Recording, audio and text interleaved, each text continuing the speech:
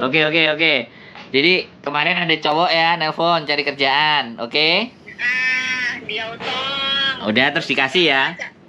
Dikasih tuh hari Sabtu Minggu, tahu dong restoran kan kalau Sabtu Minggu nggak boleh Pasti. libur karena lagi rame-ramenya. Betul, pasti. Terus.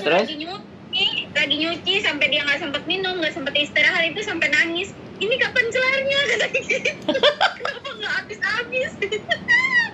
Ya aku kan bagian nyuci halang ya, aku ketawa dong, aku halang aku bantuin. Mas kalau aus duduk aja dulu. Iya ya, kenapa saya dikasihnya ke bagian yang rame? Ya kan ada tenaga cowok, makanya kenapa cowok dipakai di sini. Kok kalian cewek-cewek pada kuat-kuat sih katanya gitu. Ya mana kita tahu juga kan, nggak lama besoknya dia istirahat lagi. Terus dikasih lagi Sabtu Minggu. Kenapa saya nggak dikasih hari Senin? Katanya komplain lagi. Terus kemarin lagi ada cowok lagi. Katanya dia kan nggak kuat. Jadi digantiin numpang lagi.